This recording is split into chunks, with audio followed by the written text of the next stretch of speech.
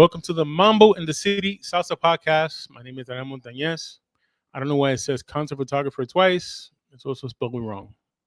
So that's how we're starting off tonight. But it's one of those days. You know what I'm saying? I hope everybody's doing well.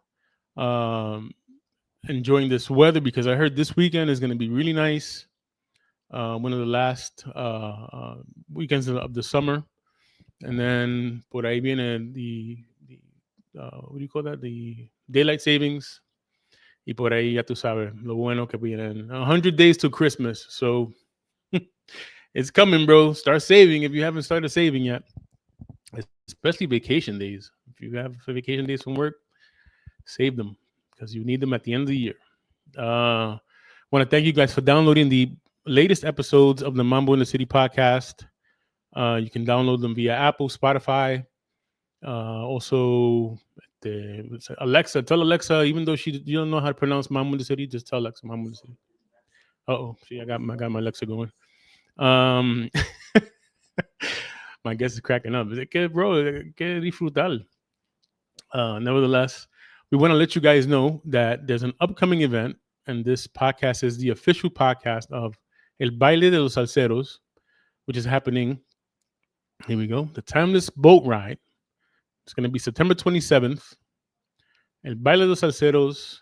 Also, Jimmy's 38 NYC reunion party. 4 levels of music. Okay. Boarding time is 6 p.m. Departure time is 7 p.m. and it goes to 11. So you're out there. And let me tell you something.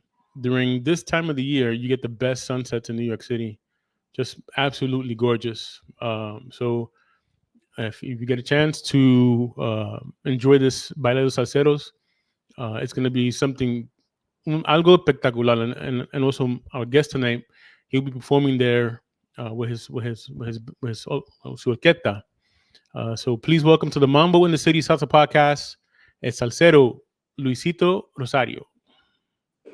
Wepa, do I get like applauses and stuff like that? You know, I gotta download all that. I don't have any of that. I gotta download that shit. I don't. Oh, damn. Estoy atrasado, bro. Damn, all right, I gotta. Un aplauso. ¿Cómo? You get the pots and pans. Dun, dun, dun. Yeah. Bueno, saludos, mi gente. It's a pleasure to be here, my brother. It's great being able to do these podcasts and to inform a lot of people of what's going on with the music. Because let me tell you something, my brother. I don't really cater to a lot of commercial radio because you know how commercial radio is. You gotta pay the moolah in order to play. But anyway, that's a different story. But I love being able to share stories with podcasts like yourself, like with Vicky Solas this past weekend, and many that I have done around the world. It's always great to have people that are still promoting our music, still contributing to what it is, salsa and Latin music, and it's just great that we get to reach a lot of people. You know, nowadays it's really cool that we can reach a lot of people via YouTube or via Facebook, Instagram, and all that other stuff. So it's a beautiful thing. So thank you, my brother, for inviting me here today. And like you said, these weekends have been amazing, bro. They've been amazing, beautiful weekends. Great to be outside. And like you just said, September 27th, spectacular sunsets. It's going to be a night of great music, great food, porque tienen arroz, habichuela, tienen pernil, tienen pollo, tienen ensalada.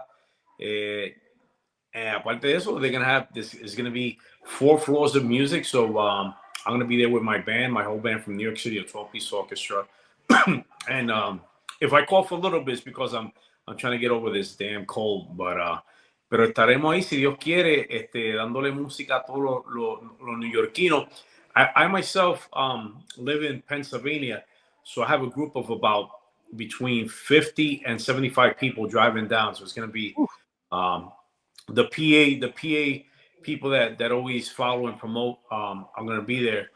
So I'm really excited. It's going to be an awesome weekend, God willing.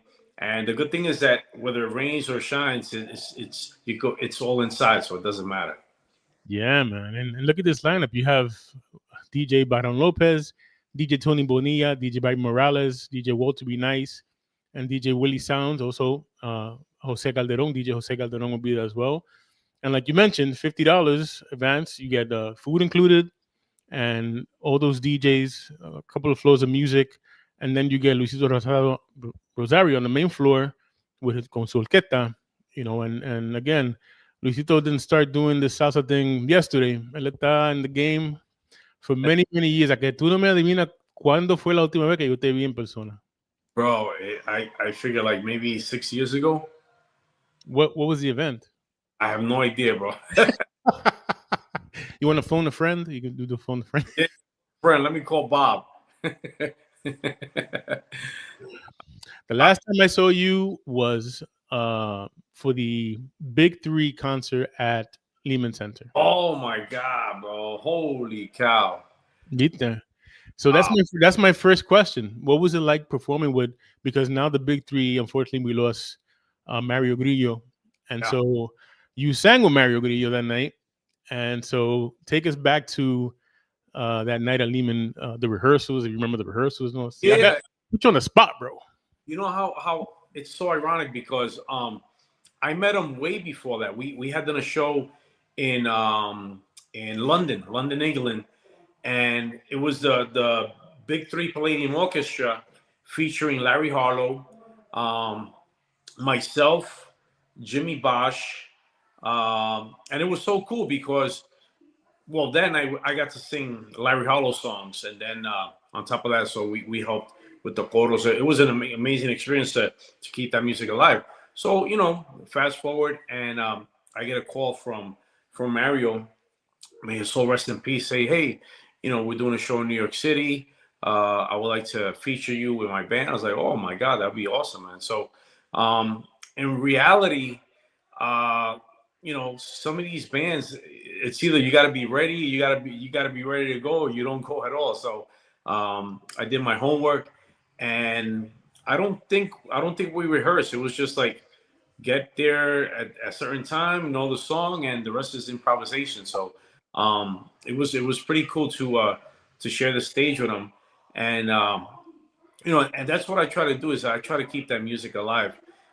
Being that I sang with Larry Harlow for 25 years, traveling the world, I try to keep that music alive.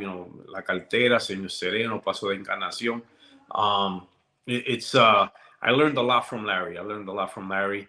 First of all, to get your money before you get on stage, that's like the number one.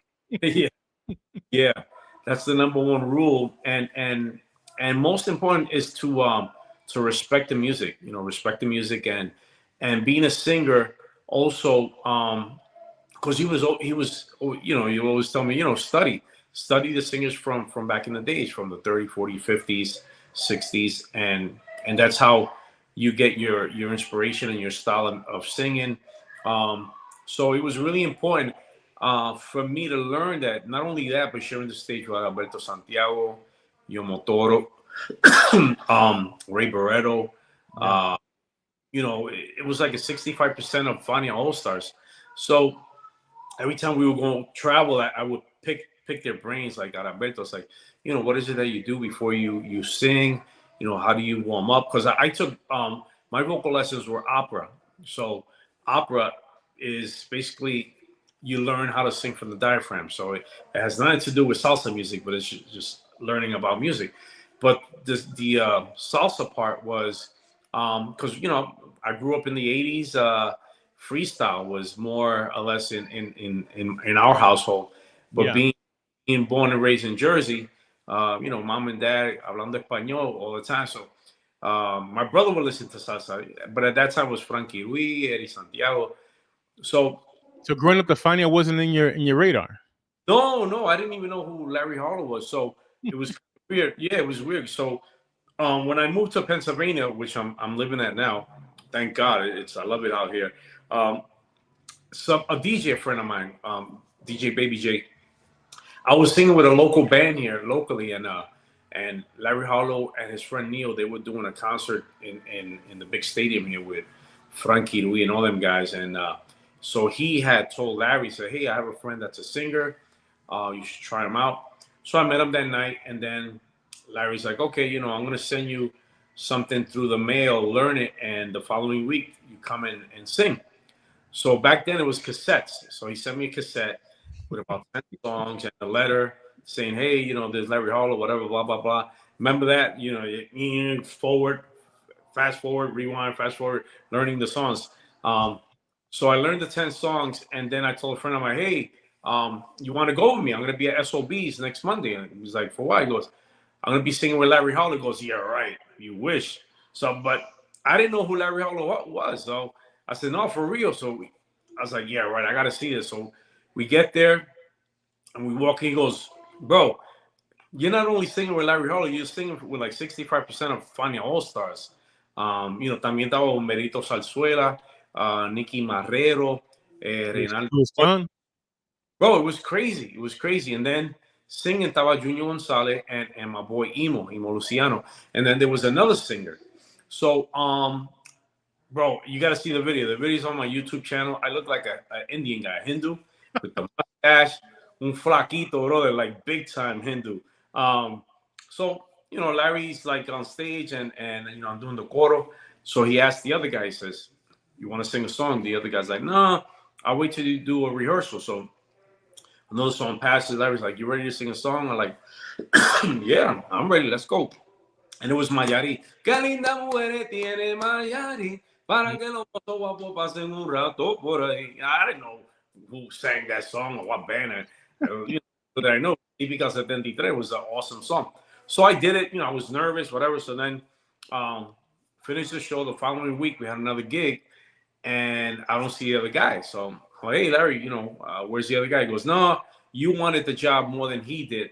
So I saw that you were hungry. You really wanted to be in the band and learn, and that's why I took you in.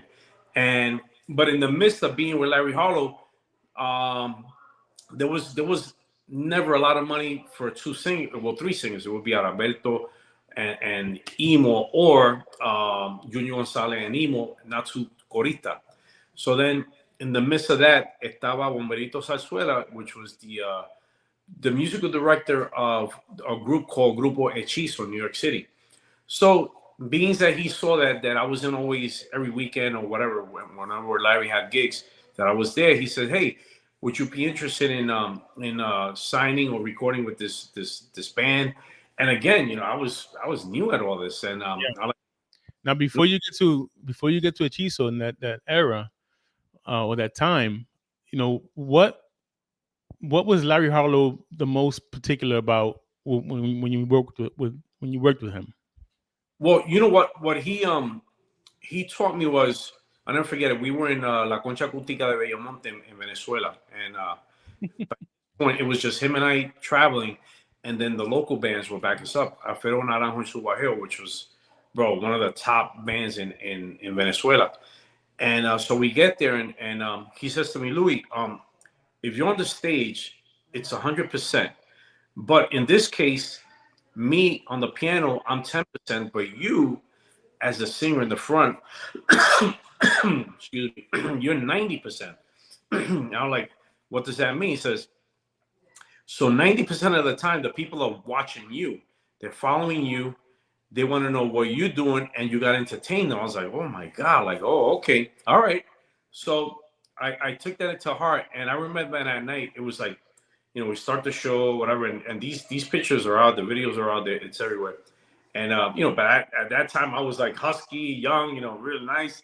And I had like the see-through shirt, and always people compare me to Jerry Rivera, but I was older than him, but the similarity was there when I was younger. So anyway, long story short, the lights are flashing and it's dark, but when I'm telling the people con la mano arriba, and I see the magnitude, I think it was like 8,000 people, how they would follow what I was saying, but the lights were going like this, and you could see, and like, para la izquierda, para la derecha, you know, grita. I was like, oh my God, this is crazy.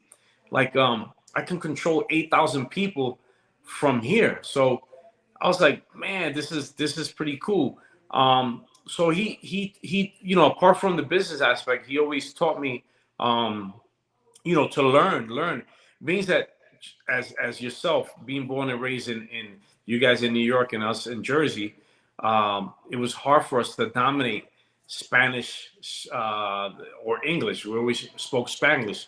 So being a singer and improvising was a little bit more difficult because we didn't have the vocabulary behind like anyone from Puerto Rico or from Venezuela, Colombia, Panama. So we had to learn. So for myself, I had to learn more, like read a lot more. I have books de rima, all the rimas with words that finished with a, and other, so it was really interesting on how do you put all these words together. Yeah. But at the same time, you got to make it make sense. But also while you're on stage, you sing about people that were there. So Larry would, look around, absorb what you're doing, listen to the music, listen to the moña, the mambo, and learn all that. And I would look at him when he would cue the band, and it was like, wow, okay. So mostly he taught me how to respect the music, and second, just keep going forward. Just keep going forward, and if you have it, you have it. If you don't, you don't. But a lot of people say, "Wow, you were with Larry." Says it wasn't easy. Like some people say, "Oh, anybody could." No, you can't. Not anybody could sing with all these bands, because these in Larry's case, you had to improvise all the way till he gave a cue, and it wasn't like you sing 3 estrofas or 3 soneos and you're out. No, you had to. In other words, we were filling the shoes of Imael Miranda, Junior Gonzalez, Nestor Sanchez, which for me was one of the greatest singers of salsa music. So it was paying respect to them and keeping that torch going in the aspect of La Orquesta Harlow at that point. Yeah, he's expecting that up there. He's telling you, listen, you're 90% of the show, and it's amazing how he's up there just playing piano and, but he's watching everything. Look what he told you. He said, what I'm saying, make sure that you have this in control because you're, the main act. How many countries did you travel with Larry Harlow? Oof. Oh, I can tell you, the fact, let me tell you in general how many countries I've traveled in general, whether it was with Moreno or with Larry Harlow or myself. I believe it's been about 20 countries or more. I can't keep track, bro, because sometimes I like Japan, for instance. I've been to Japan 7 times, and Bulgaria, Thailand. I did a show in Thailand by myself, So it's ironic that when you do music, you don't know where it's gonna reach or who is it gonna reach, and I remember the show in Thailand. The promoter says, "Hey, I want you to meet some people." So okay, cool. So I go over and say, "Oh, take some pictures," and I'm asking them where are they from. And they're like, "They're from Cambodia." I'm like, "What?" And I was like, "How?" They say, "Yeah, well, with the internet, they listen to your music in Cambodia." I was like, "Whoa!" Like it's crazy that when you record music, you don't know where it's gonna go or who's gonna listen to it, and so it's by the grace of God. Like I thank God every day because I do music not because I want to be famous, I want to be rich, and because I don't think material and fame and all that stuff makes everyone happy. I'm really happy with the way I'm living. I still have my regular career at a university for 34 years as a work in IT. I have been married to my wife for 37 years. So her and I are healthy. Thank you, Jesus. We get to travel the world. For me in life, just first of all, having God, second, having health, and third, having a lovely family and friends that love you. That to me, you're rich. You're more rich than anything in this world, because at the at the long run, none of this that we have here is forever. This all goes and we die and it goes to the next person. So what we do is, what I do is I try to bring fun, I try to bring great memories. I try to create shows that people love, people participate. I put a mic in the front and I'll tell people, hey, if you want to come up and do coro, I don't care. So this is about you. It's not about me. You know, I play with the band all the time. So it's about you enjoying the time, you enjoying these 2 or 3, 4, 5 hours that you're going to be with us and be accessible. You know, I had one friend, precisely, it was a boat ride many years back. And we would charter a bus from PA and I would get on the bus with them. And so when we get to the last stop, my friend, he's from New York. He's like, "What are you doing?" I'm like, "What do you mean what I do? Why are you on the bus with the people?" I'm like, "Why wouldn't I be?" "No, but you're the star. You're the singer." I said, "Dude, hold on. First of all, we're getting food on the bus. I don't have to pay for tolls or gas. I get to drink. I get to party. And white, get out of here." I said, "Get out of here, bro. I'm going with the people, you know, because it's all about the people, man." And you know, in this business, I've been with everybody. You know, many people say, "Louis, you have a lot of bragging rights," but I never thought of it that way. I thought of it of more of blessings to my life to be able to experience and share the stage with, you know, Yomotoro. I remember doing shows during Christmas time with Yomotoro, and it was with Larry Harlow. And then I would ask Yomo, why don't you do the intro to Asalto Navideño? And then I would call my brother. I said, "Bro, listen to this." And he's on the phone, and I was like, "Dale, Yomo." He's like, "Holy cow, is that the radio?" I said, "No, that's Yomo Toro." He goes, "Get out of here." You know, to be able to have that that accessibility. When I record some songs, I'll call out Alberto Alfredo de la Fe on the violin and say, "Hey, Alfredito, I have 2 songs I need recorded. Do you mind recording?" "Oh, no, don't worry. I got you. I'm going to record it, you know, from the bottom of my heart." Boom. Nelson Gonzalez on the tres. I did Belén. And he's like, "No, Louis, don't worry. I got you." He recorded the tres on the on the tune Belén. So, you know, it's great that I was able to share the stage with so many great icons of salsa music, and me considering them part of my family. And I remember, you know, summertime when we would have shows in PA, that Larry would come over before the show, and my daughters would say, "Hey, Dad, where's the little guy?" The little guy was Yomo Toro, and now that they're into, they see the Bad Bunny with the salsa, and now they're getting into it, and then they say, "Wow, Dad, I remember that you were with, you know, with Larry Harlow, with Yomo Toro, Alberto. These guys were famous, and but you know, they were here like family." And for me, that was a great gift in the aspect of music, because that's something that you can't pay for. That's something that you get, and once you have it, it stays with you for life. And why not keep sharing it with everyone around the world? Every time they see me, I try to bring a little bit of that aspect of what I experienced through my music, and reliving La Cartera, Señor Sereno, Paso de Canación, songs like that, so people never forget where my inspirations came from. Yeah, because that's instilled in you now. You have that discipline, you know, over the years, which again, you see, you travel all these countries, like you mentioned, you know, up there with Larry Harlow and Yomotoro and Luis Khan. I'm sure you had Rafi Rosario up there también. Yes. You had what's his name, the conguero, which We I had Chembo Corniel. Sometimes we would have Giovanni Hidalgo sometimes would be with us, because Larry would use, he wasn't allowed to use the name Fania All-Stars. So what he did was he used Larry Hall and Latin Legends of Fania. So with that, he can bring Alberto, he could bring Giovanni Hidalgo, he could bring Alfredito de la Fe, Iman Miranda, he could bring anybody, and not use that name of Fania All-Stars. So it was a treat for us, because every time the one time we out of many that we went to Tokyo Blue Note, and he says to me, "Louis, you gotta learn these songs." I'm like, "Okay."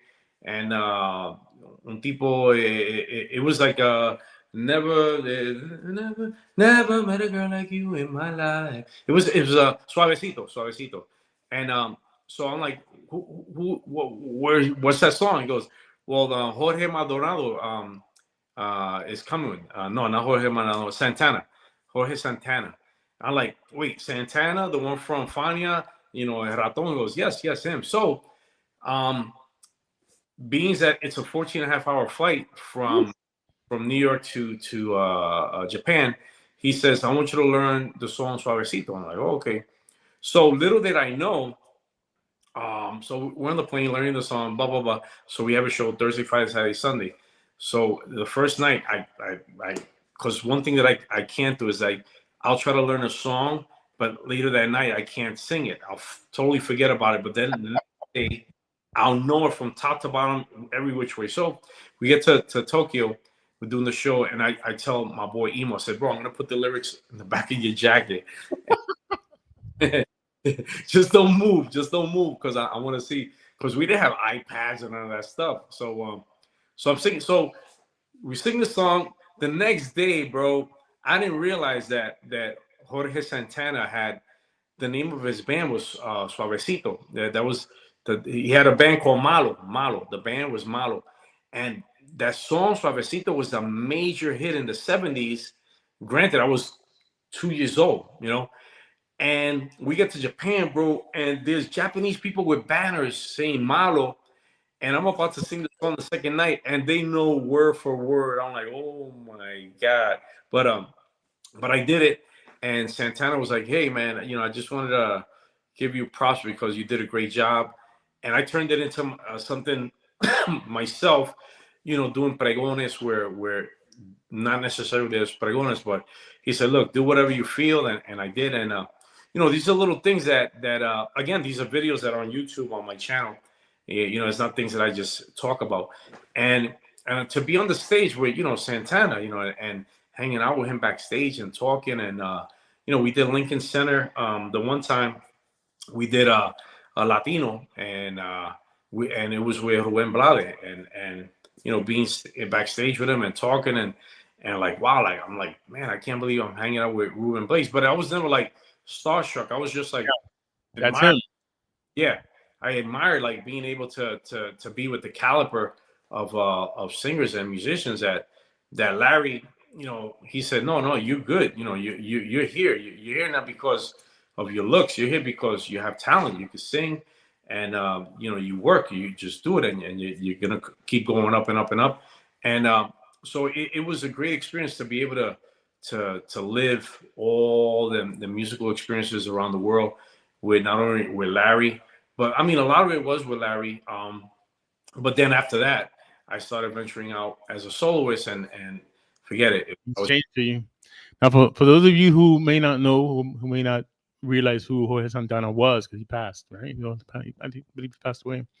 If you see the video, the Fania in Africa, he does the guitar solo doing El Ratón with Cheo Feliciano. So if you guys check that out, I was watching that the other day, bro. Just enjoying that Fania in Africa video. I don't know the last time you saw it, but Seria, bro.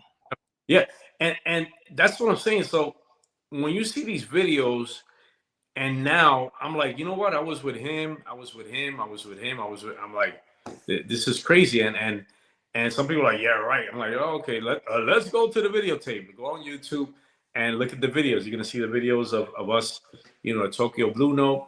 The one time we did it with Oreste Vilato, greatest, one of the greatest percussion with Típica 73. And Iman Miranda was one time with us, and then they would tell me the stories of how he didn't go to Vietnam and how mind-boggling how he was with one. It was crazy.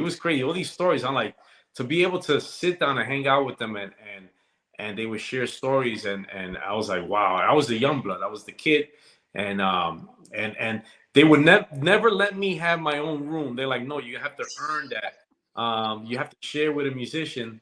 Until one day, Larry says, oh, you have your own room, and a fellow musician was like, oh, that's not fair. He goes, no. He's earned it. He's He's singing a lot, and he's doing a lot. So, he's earned it. And because we were rotate, so it was like, no, now is your turn. So, but it was a great time in my life. Also, the one time, if you see the 35th anniversary of Larry Harlow, I believe it's in Atlanta. So the actual video has singing backup vocals is Pedro Brul and and I forgot who's the other guy.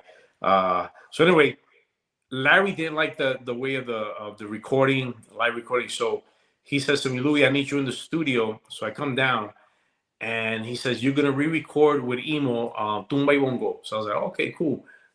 Really difficult to sing because it's two vocals, and one goes up, one goes down. Very difficult.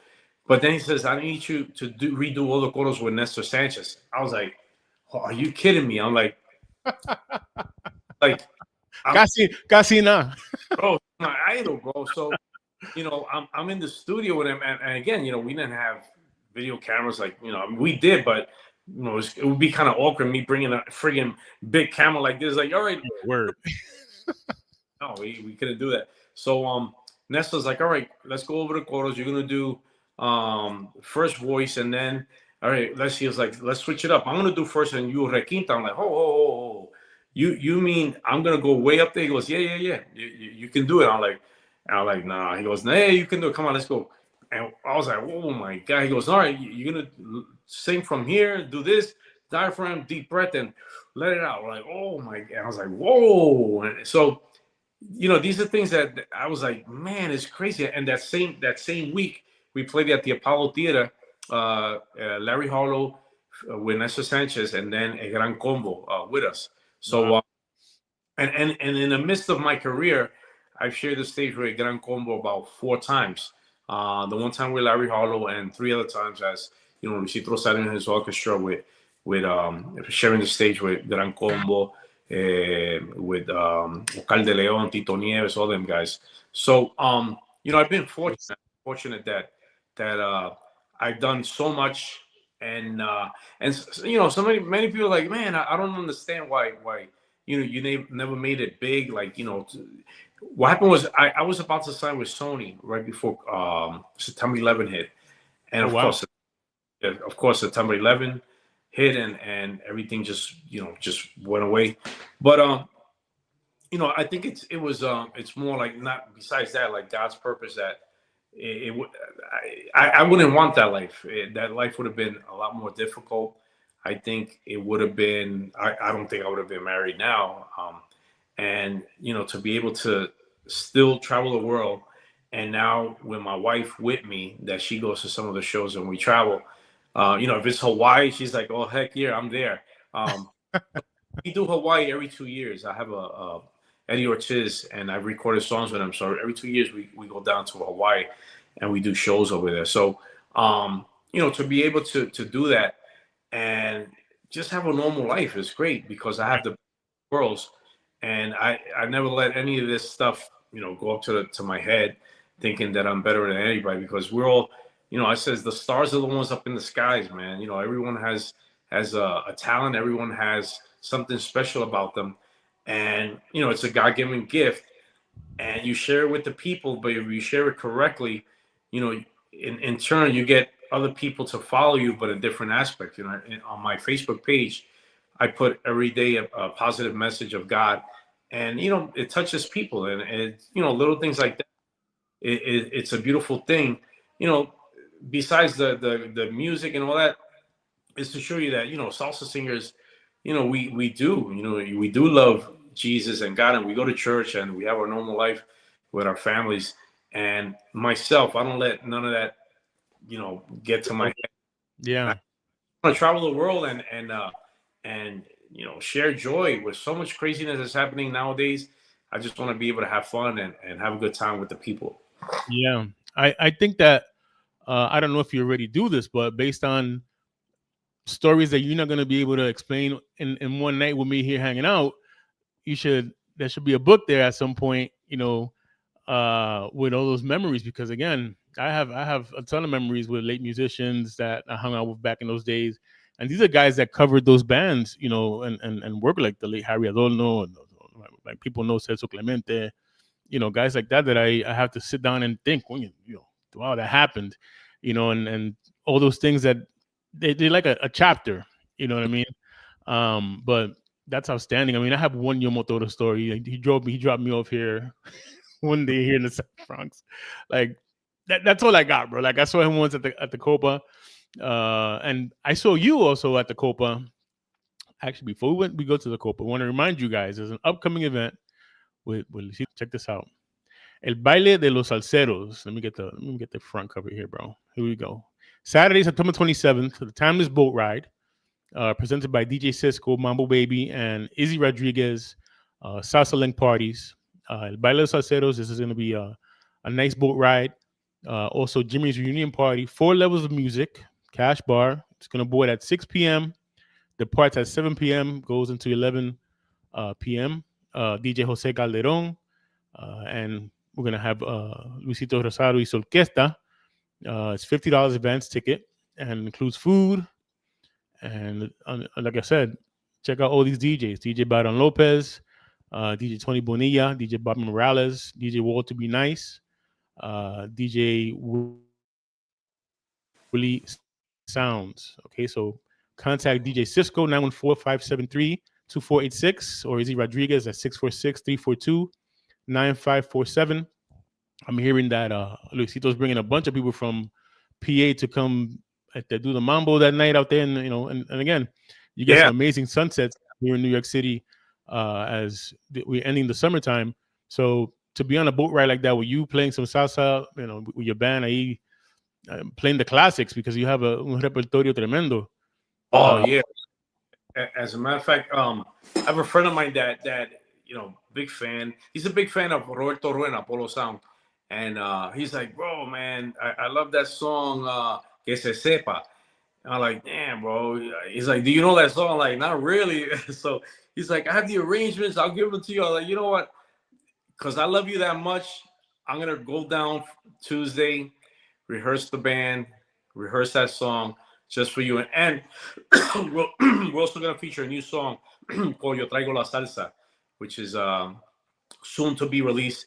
We're going to be shooting some video that night. Hopefully, we'll capture some really good videos for the actual music video, because I want people to see around the world that we still have salseros, and New York is still the hottest spot for salsa and live entertainment, and beautiful scenes and beautiful people. So get ready. That Saturday, September 27th, we're going to be filming live to fill in with B-rolls of Los Salseros de Nueva York for the new song Yo Traigo La Salsa. So it's going to be an awesome night. It's going to be amazing because the band, just like you said, my brother, we're bringing un repertorio of that old school flavor, salsa para los bailadores. It's going to be fire. I'm not going to tell you all the songs we're going to do, but I tell you what, it's going to be a dancer's delight. We're going to have a blast. And then in between sets, we're going to be hanging out on the other floors, because there's going to be old school freestyle. There's going to be disco. There's going to be everything. So it's going to be an awesome night. Aparte de eso, I'm going hungry, bro. I'm just going to eat lunch. They said they're going to have rice and bean and pernil y pollo. So it's going to be, I tell you what, listen, for $50, that's why people have been flocking here in PA and buying tickets, because just in general, to get on a boat ride around New York City is about $30, $45 without anything. So for $50, I think 6 DJs plus a live salsa band. Come on.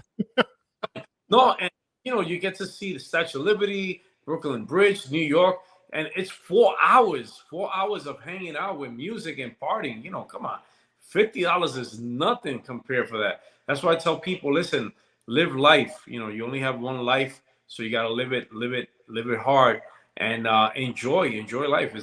These weekends have been spectacular, and just like you said, the sunsets on in September are beautiful, and I could see it. I could see it in September, being on the boat ride, everyone taking pictures, video of the sun setting with the backdrop of New York, and listening to my music. It's gonna be an awesome night, I tell you. So don't forget, we're gonna try to sell this out, and I myself am bringing 75. So I believe there's a capacity of 550 people, so I think we're gonna hit that mark. But it's gonna be an awesome night. Those that do not make it, we ain't gonna tell you what happened. You have to experience it yourself. A word. And now that I know that you let people hang out and maybe do some coro. I remember speaking of a Gran Combo, one time I got up at the Copa on 57th Street. I thought it was the Bold, and I went to do a timbal solo and it didn't go so well. But just so if you get up there with Luisito, he may give you some on the job training. You know what I'm Yeah. saying? But you get your big break Yep. because there's a rush there involved. When you get that opportunity to showcase yourself, and you just got to make sure you're ready. One Yep. question about actually, I have two Larry Harlow questions for you. Did you ever sing the song Anoche Aprendí? No, no. It was so ironic with Larry Harlow Orchestra that he always kept the same repertoire, and we were like, man, Larry, you have so many good songs that you don't play. He goes, it's because we don't have time to rehearse. I'm like, oh my God, bro, come on, man. We would rehearse, if you wanted to. But he goes, no. It's like we have all these songs, but it's the same. I had one question. One guy asked me, how come Larry Harlow never recorded with you guys? And I said, well, because people always wanted to hear the same thing. They never wanted anything new. So that was, Larry saw it as wasting money because people always want to hear La Cartera. I did do recordings with him and Marlo Rosado, where on his second production of Marlo Harlow, I did 2 songs with them. So, but no, I never got the opportunity to sing that song with him. And then the other one was, were you part of the Lincoln Center outdoors with the storm that one night when he had Omi?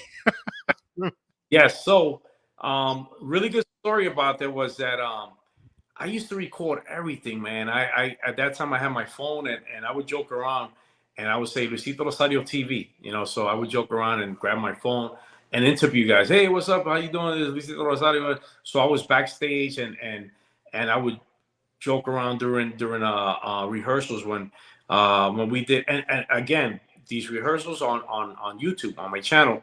You're gonna see because I was supposed to sing Caridad. Caridad. So we rehearsed it. There was about, I believe it was like 30 coros, 30 corista. It was crazy, bro. It was crazy. I remember that day, bro. I've never seen a band that big. And if you guys know what we're talking about, Larry did the tribute to Omi, or it was, what was it? I forgot the name of the actual concert. It was Omi because Omi was his. He right. Yeah, he was just Lincoln Center just wanted to redo it. Yeah, but with the generation from now, which was myself, Frankie Vasquez, Michael Stewart. Mm-hmm. I believe. Rey de la Paz, Germán Olivera. Yeah. Odanis Puentes, Lecem Morales, which was doing the part of Celia, Emo. But it just so happens that Odanis Puente had a song about lluvia. And so Larry's like, oh, you called the gods of rain and whatever. I'm like, oh, God, that's bro, that was a monsoon that hit that stage. I remember Roberto Roena was about to come out. If you remember Roberto Roena, and as soon as he hit, bro, it was like whoosh. And I remember Larry was up on the stage with the stick, ready to count in the next number, and all of a sudden you see the papers and all this thing. Like, oh, and you say, Yep. And it was just when it was getting good, bro. Oh, and we were looking forward to it. It was just I believe that was the third or fourth song, and from that point on, it was gonna get really good because it was gonna be myself, Frankie Vasquez, Germán Olivera, Rey de la Paz, Lisette. It was just getting higher and higher. Hold up, yeah. The intensity was gonna be awesome. The best thing about that night was I still got paid, so which was good. Yeah. So Grupo Hechizo. You wanted to get into that, and I love that album, bro. That first, it's like a pink album with the eyes on it. Oh yeah. So Hechizo came about because once again, being with Larry Harlow, well, I wouldn't sing almost every weekend or all the gigs. So Bomberito was part of the band, and he was a musical director for Grupo Hechizo. So he comes up to me and says, "Hey, I'm the musical director. We're creating this band." Well, they had created it already and they recorded already, but they needed a third guy for promotion and for pictures and videos, et cetera, et cetera. So I said, hey, no problem. So I said, I'm not too busy with Larry, so why not? So I never forget it because I met with the owner and he threw me with holy water. I'm like, what the heck is this guy doing? Because he was into like that voodoo, hechizo and all. Like, I said, bro, listen, man, I come with Jesus, you know, God's behind me, you know, I don't need none of that. So anyway, so at that point, Hechizo was, whoa, man, we were number one in New York City. And, you know, unfortunately, the owner didn't want us to play a lot. So they would call us and he would deny the shows until eventually then people were like, listen, we want to see this band. And the band was monstrous. It was 7 brass, you know, the 3 singers in the front, and coordination, voicing, percussion, everything. We had everything, even paid rehearsals, which was unheard of, with food and everything. I was like, whoa, you know, so y como no hace, yo no sé. So, so we were like, okay, cool, and we were playing. Then we started playing a lot, Copacabana, all the New York circuits, and everything was great. Then they decided to do the second album, and so Ralph Rodriguez, he was the original singer that sang Crónica and all that. He decided to leave to Puerto Rico. Marquis Diaz, he's the one that, y tú te vas, que seas feliz. That he decided to quit. So I said, wait a minute, you know, I'm the leader, not by choice, but I became the leader of the band because at that point the owner of the band went to jail. I don't know why. I'm not gonna say why, but he went to jail, and yeah, there you go. That was Channel 47. Yeah, great memory. So then I started getting all the shows, and how ironic life is. Francisco Navarro would book us for Windows of the World at that point at World Trade Center, and so I was getting all the bookings. I was working in Copa, everywhere. So being that the owner was no longer around, Mambo City Records at the time was an independent label. They said, "Hey, we would like to sign you as a solo artist," and I said, "Okay, great, no problem." So then I felt that the productions of Hechizo, the 2 albums, weren't exploited. They just did a little bit of promotion in New York City, but we really didn't hit South America, Europe, because a lot of people love the production. They love all them songs. We had great, you know, it was great production from Puerto Rico, Cuto Soto, Humberto Ramirez, Martin Arroyo, también he did part of the second production. So I says, why don't I take what I feel that I like from the 2 productions and make a solo album? So I handpicked some of the songs and I re-recorded them, and I named it Luisito Rosario. That's the one that I'm with without a shirt, and I look like a stripper. People thought I was a stripper in Texas. The guy had the pictures, and the woman was like, "Hey, what time is the stripper coming out?" He's like, "At 9:00. Pay your entrance." He didn't care. He just wanted the money. I was like, "Oh my god, it was crazy." But yeah, it was funny. It was funny. But then, you know, we released the album as Luisito Rosario, but it was all they had bought the rights to the 2 productions of Hechizo, so we did one, and then that's how the transition from Grupo Hechizo to Luisito Rosario Orchestra came about, because I was doing everything. So the band, listen, we go with you. You know, you find we get, and we, you know, we're with you, whatever. And I remember that at that time we for the second production, I told Mambo City Records, I said, listen, man, now I want to do an album from my creation. I want to do my own thing.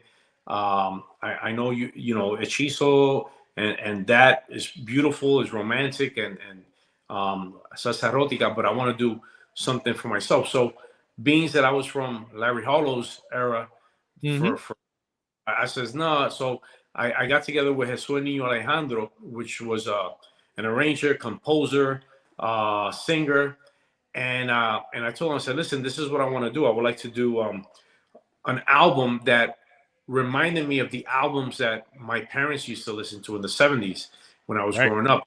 You put an LP in the 70s, you would have an array of Somontuno, Guajira, Charanga, Mambo, it had different styles of music in one album.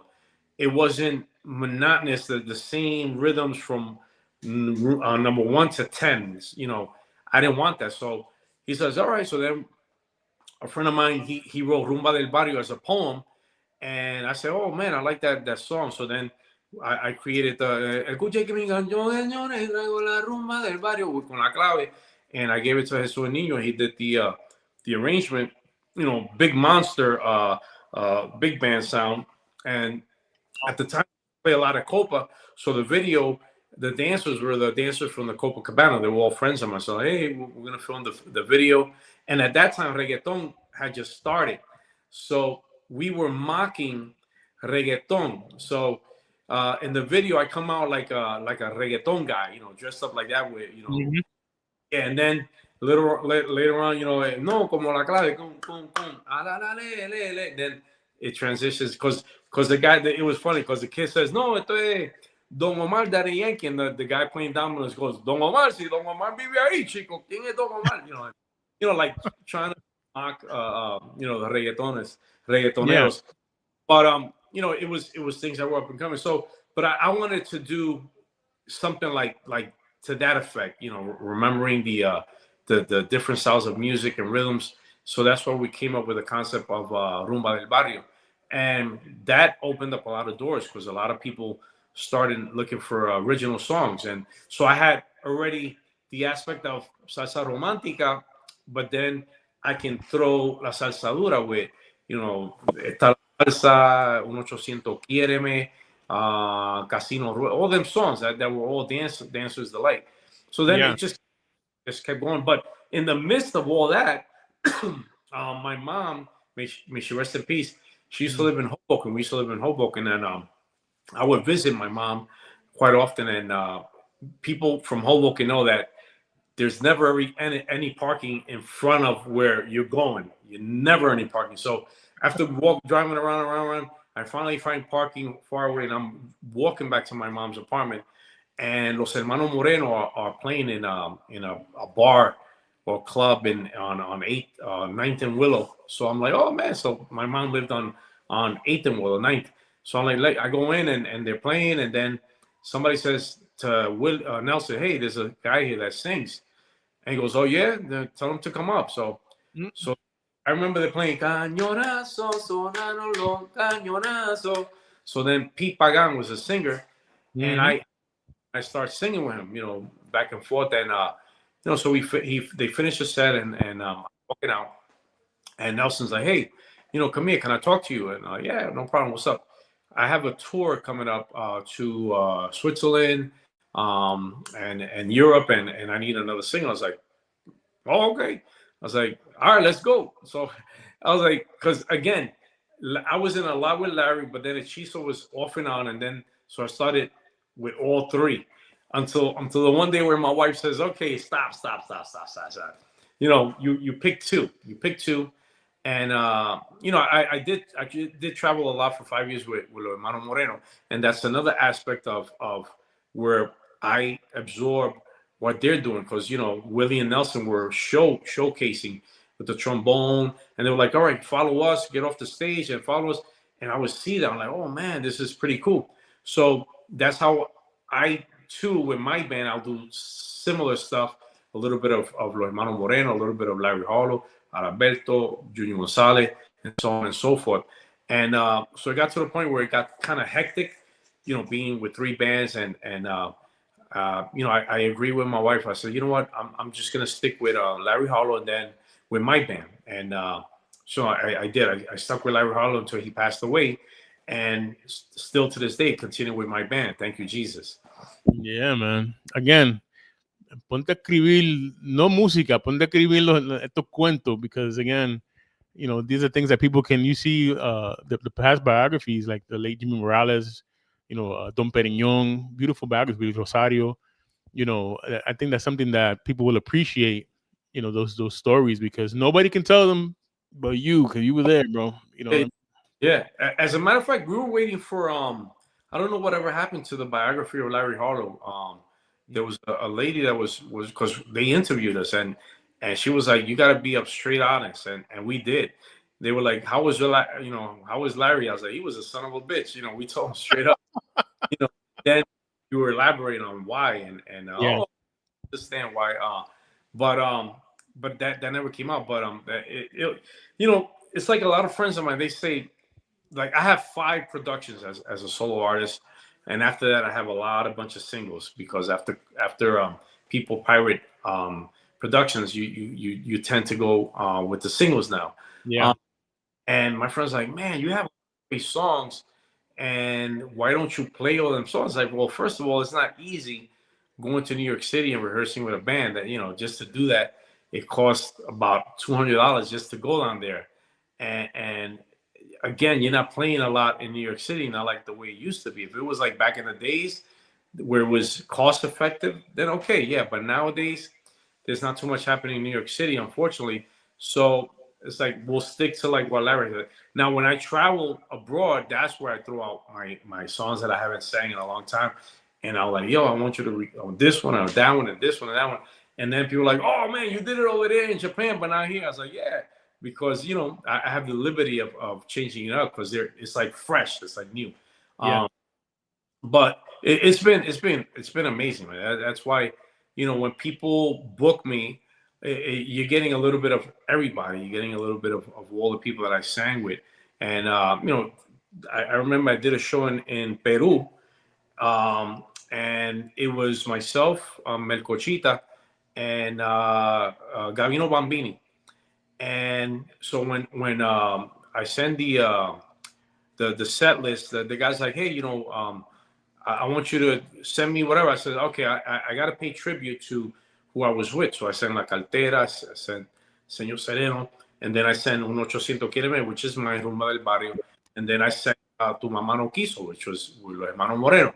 And still to these days, them friggin' videos are like, man, people share them, and which is great, because you never think when you go somewhere and you sing and people record you, and what's going to happen with that video, and now it comes back, and it's like, oh, okay, wow, people are still sharing them videos, and that's how we get work. That's how people book me direct, and now you don't have no middleman. You just call me direct or email me. Yeah. Rosario.com. Well, like back in the days, Rosario.com, we still have that website, and people reach out to me, hey, I want to book you.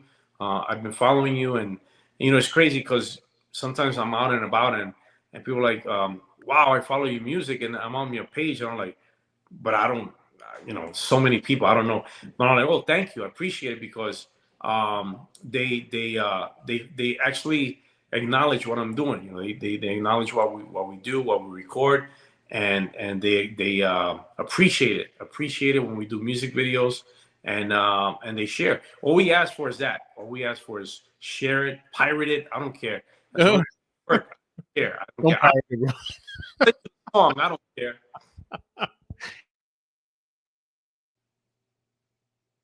Let me ask you this: what's the secret there when it comes to just the crowd? You not reacting so much to a crowd. I mean, they're there in front of you, but as soon as you show up and you start singing, people just start dancing in front of you and just like start cheering and singing and all that stuff. Like, how do you control your emotions seeing a crowd like that? I'm sure. Well, it's actually, I get excited. I get before the show, I get excited and anxious. That happened to us. We were in El Día Nacional de la Salsa in Puerto Rico. 68,000 people. This is another good story. So at that time, the promoter calls Larry, says, hey, I want to book you, but don't bring your singers, because in Puerto Rico we have Julio Gonzalez and Imael Miranda. So Larry says, wait a minute, if my singers don't go, then I don't go. So I was like, you go, boy. So on top of that, when we get there and we go to do the show, Larry says, Louis, you're going to sing like Señor Sereno, Animo, you're going to sing like Cartera, even though Imael Miranda and Junior Gonzalez were there. And that was like to eat your heart out. It's like, you got to respect what I'm doing now and my singers. You can't just brush them off because the originals are here. So at that point, if you see the video, again, this is also on YouTube on my channel, you're going to see Larry, and I'm next to Larry in the piano, and I'm going like this. Woo! because, and I'm going like this, like, look at the crowd, and when you see the 68,000 people, you're like, oh my God, this is crazy. And they're reacting to what you're doing. You know, again, that control and you know, it's like amazing. You know, like even so, like when we do like Willie's Steakhouse, let's say for example, and the people are there in front of you, and they just wanna, you know, sometimes they Frenzy, bro. It's like it's a frenzy. yeah, sometimes they got it crazy, but you know, they just want to be part of what we're doing and be part of it, and for me, it's like cool, you know, come here, you know, have fun, and because you never know, bro, you never know if you're ever gonna see them people ever again, or they're gonna see you. You never know. You never know when it's your last day on this earth.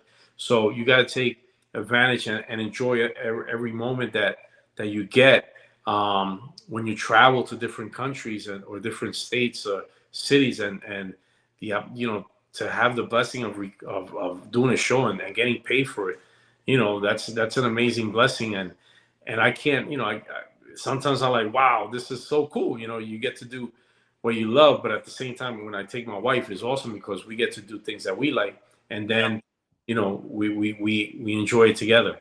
Yeah. And speaking of a good time, and again, he just said it, you know, that frenzy. You guys already, if you've seen Luisito Willie's Steakhouse or you've seen him at festivals, you know, the crowd is 100% behind what Luisito's doing on stage and singing along and dancing. And again, a frenzy. So it doesn't change on September 27th. This is why he's part of this boat ride, because they know exactly who to go to. Okay, the timeless boat ride, Baile los Salseros. I love that name, El Baile los Salseros. Mm. Uh, Also, Jimmy's 38 NYC reunion party, 4 levels of music, cash bar again, an amazing sunset. It's the end of summer, bro. If you hear people here I live on the first floor, bro. So if you hear the South Bronx behind me, it's just, you know, part of it. Okay, so DJ Jose Calderon and Luisito His Orquesta, you know, $50 in advance. Food is included. It's going to be at 299 South Street, Pier 36. And the boat leaves at 7 p.m. Oh, I'm sorry, it's boarding at 6 p.m., leaves at 7 p.m., comes back at 11 p.m. So una noche de música y comida y baile y un buen tiempo. Brought to you by DJ Cisco, Mambo Baby, and Izzy Rodriguez Salsa Link Party. So it's going to be amazing. Well, in a minute, I'm going to go get this guy that's in the street and bring him on the podcast and see what he has to say. Tell us about the Bronx, like yeah, you know. Yeah, I gotta let you get back to your life in a few, bro. But you know, the stories continue. What do you got coming down the pike besides El Baile de los Salseros? Well, coming down the pike, we have I'm going back to the studios. The song that I did before this one is coming out now is called Te Dejo Volar. If people see the video, it's actually the video with my wife in it, and it was pretty cool because I told my wife I can never do a video with a girl because I can't kiss the girl. So why don't you become the model and then I can kiss you with no problem? So she's like, all right, whatever. So so we did it. So I'm gonna be doing a couple songs with Noel Vargas that he wrote and produced. So that's coming soon. Apart from Yo Traigo La Salsa, we're gonna be shooting the music video. And then I believe in November I have a show in Newark, which is it'll be on all my social media platforms, all the information, and we will be, God willing, in Puerto Rico. So if anyone in Puerto Rico wants to book Luisito Rosario, just let me know. I'm going to be there, having a great time and enjoying my Airbnb in Puerto Rico. If anybody has an Airbnb in Puerto Rico, let me know. Hit me up. It's right on the beach in Rio Grande. And another thing that my wife and I do, this is besides the music, is we do traveling. So we created a group called the Wepa Crew, and we started with 40 people. And this past summer, we had 300 people. And so we create these trips. Again, we only have one life, and we make it affordable to go to Europe and have an amazing time. And then we incorporate the music because we either do a concert before or after the cruise. So next year we have 350. So we're stopping because there's too many people. So that's been another blessing for us in disguise, because we didn't think it was going to take off like that. But here's another way of traveling and hanging out with myself and my wife and a whole bunch of great people called the Wepa Crew. And why the Wepa Crew? Because every time you travel abroad or anywhere and you say Wepa, you know they're Puerto Rican, so you can relate. So we made it a Wepa Crew. That's amazing, man. I mean, you're gonna meet new people, you're gonna hang out. I'm into meeting new people. I love that experience. That one, ese detalle nada más, just somebody new. It just changes, everything, because once you bring somebody new, they bring some other things that are new. Yep. I love that. I love that part. No, it's been crazy, because that's how it's grown, because it's all friends and family. It's not like we advertise it to anybody. You got to let us know who told you that's friend and family that either went with us or is going with us, and that's how you get in. But once you come in, you have a blast, and everything is done for you. Hotels, accommodations, everything. We take care of everything, so that way it's easier for you to travel. Y esté más tranquilo en confianza. That's what we try to do. So I foresee myself doing that when I retire from my regular job and just do music and traveling. So if you want to be part of the Wepa Crew, you can follow us on the Traveling Bee on Facebook, and then or through my page. All the information is there. So it's an awesome experience to travel with us as the Wepa Crew. That's amazing, bro. I love that. And again, I put up your website there so people can check it out. And you said there's links on the website to the Wepa Crew? Yes. There's links. Well, no, there's no hyperlinks. I'm gonna have to put hyperlinks. But if you look up on my Facebook page, there's links that says the Traveling Bee or the Wepa Crew. If you look up on groups, the Wepa Crew, that's us. You're gonna find it. Got it. And your website, I'm sorry, your Facebook is official Luisito Rosario page. Official Luisito Rosario. And then your Instagram Luisito Rosario. The TikTok Luisito Rosario. Luisito Rosario TV on YouTube. So if people say they can't find me, that's a bunch of baloney. It's all you got to do is go to luisitorosario.com, and you're gonna have all the hyperlinks to all. So there's no way. And for bookings, everything is there. You can send me an email and I'll respond. And like I said, I wasn't kidding before. DJs that want songs that I have, and all you gotta do is just email me and I'll get them to you. Whatever songs that you like that I have, I'll shoot them out to you, so that we have the better quality to play at your events. That's awesome. Let me ask you, in terms of giving back, let's say, to new singers. Fortunately, you had the people that came into your life, Larry Harlow, all these legends of music. They had a certain discipline.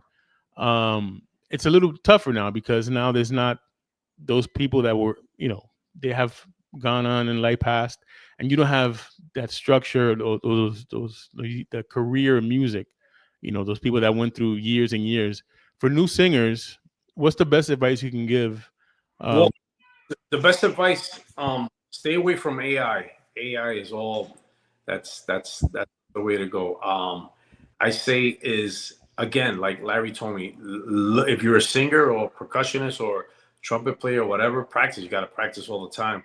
Even singing, you got to learn how to sing from the diaphragm. Take vocal lessons, opera, like I did.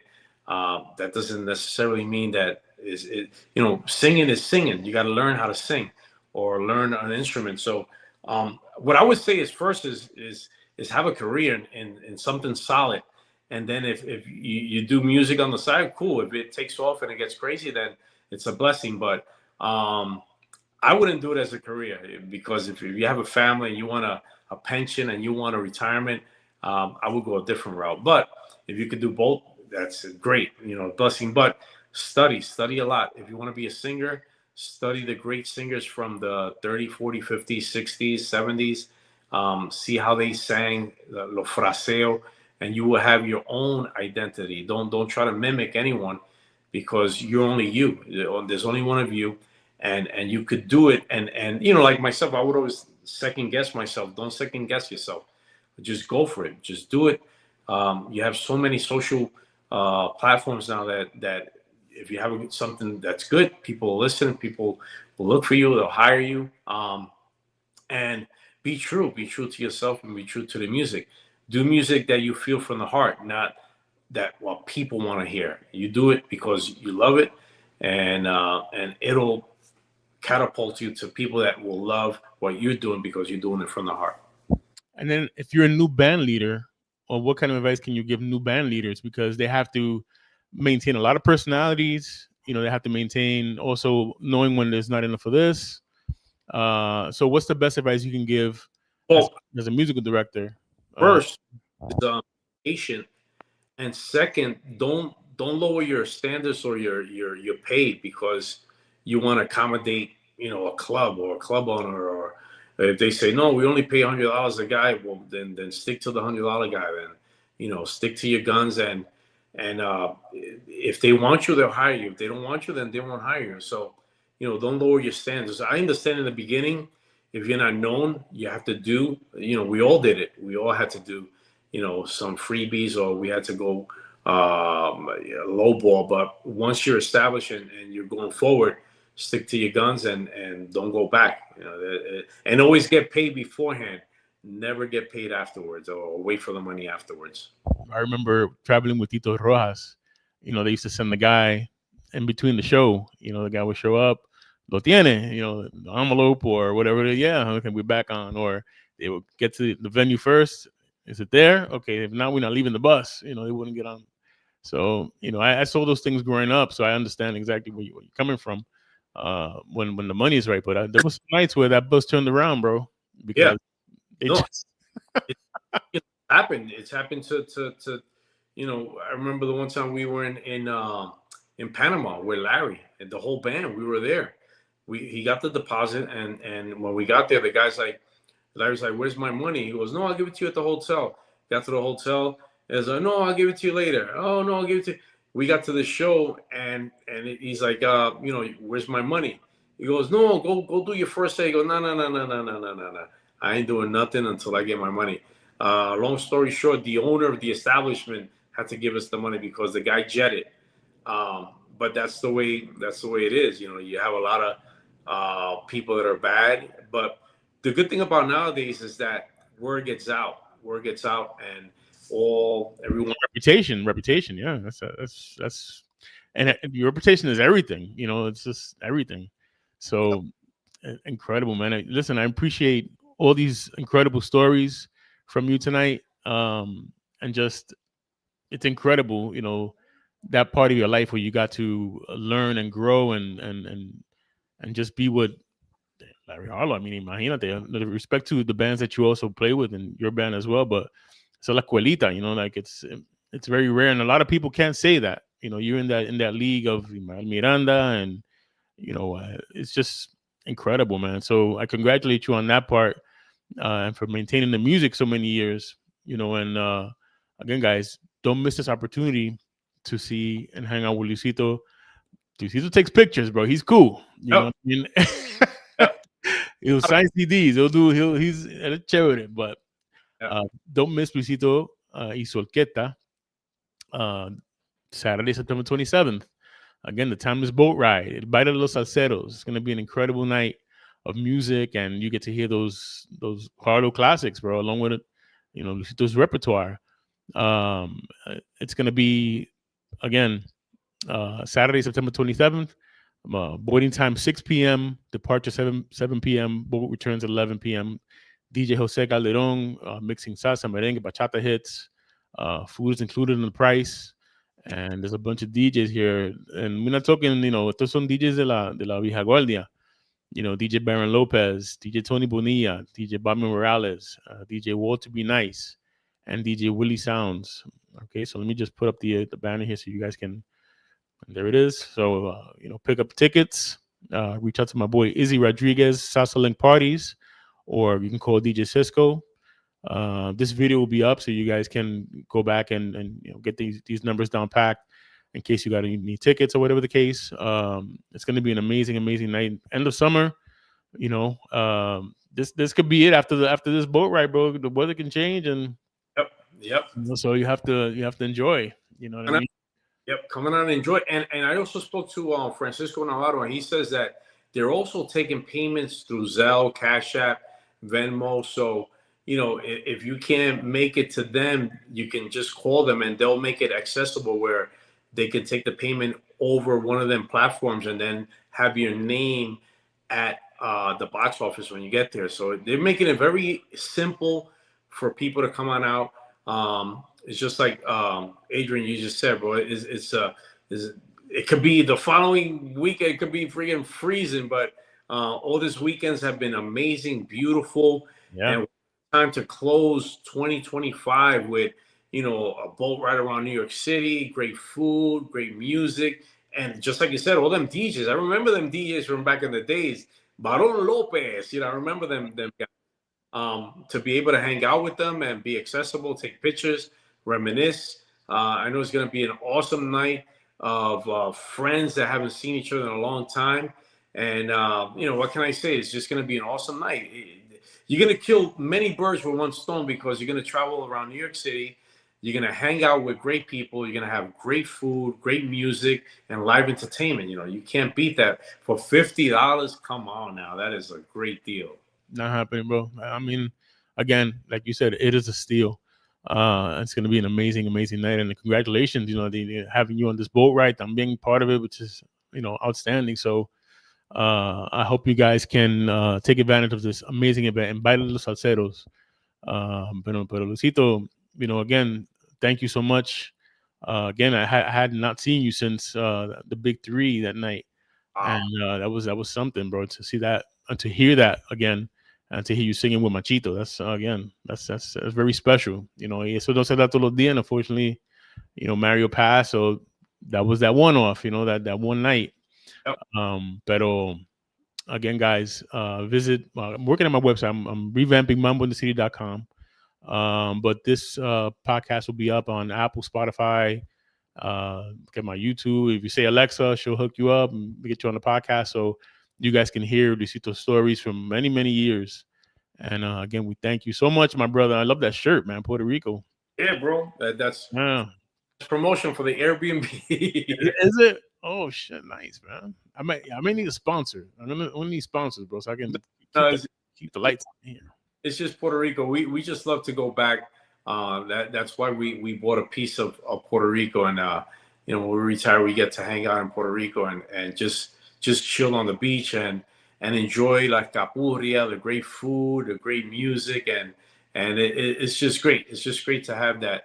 That's why we all, even los salseros like us, we love Bad Bunny because what he did with the music has been amazing. So and to be able to have a piece of Puerto Rico is amazing. It's a beautiful thing. So if you ever want to go to Puerto Rico, Airbnb, Luisito Rosario, you're going to have a piece of us on the island. That's amazing. You broke up a little bit cellular wise. You want to, is that on your website, the Airbnb part? Yeah, it's on my YouTube channel. But if you look up on my YouTube, Luisito Rosario TV, and you look up Berwyn Beach Resort, or in general Berwyn Beach Resort, you'll find on YouTube on the Airbnb platform. If you look it up there, you'll find it, Berwyn Beach Resort. So, or anybody else that just wants to just hit me up, contact at luisitorosario.com, and I'll give you all the information. Yeah, I was just in Puerto Rico. I went to Guayama. I was hanging out with. I'm gonna have him on the podcast. El hijo de Elias Lopez Jr. He's coming up on the podcast soon, so we get to hear stories about his dad and el combo de ayer. So otro chévere de Puerto Rico, un hermano allá afuera. So I think next week I'm gonna have him on, which should be an incredible podcast. The stories don't stop, bro. You guys have stories, yes, which is the beauty of it. You know what I mean? For life, it's amazing. It's beautiful. As long as we're here, we get to enjoy every minute of it. Thank God. It's amazing. It's a beautiful thing. Mi gente, we thank you so much for joining us tonight on the Mambo in City Salsa podcast. We thank Luisito for an amazing night, great stories. And don't forget, visit luisitorosario.com and follow him on all his social media platforms there, whatever he has going on, which I'm sure he's just getting started. He just finished an era, now he's getting started in another era. So stay tuned with the brother. And again, Luisito, we thank you so much for this evening. And we thank you guys for joining us on the Mambo in the City Salsa podcast. Yes, see you September 27th. En la cosa. You go, bro. All right.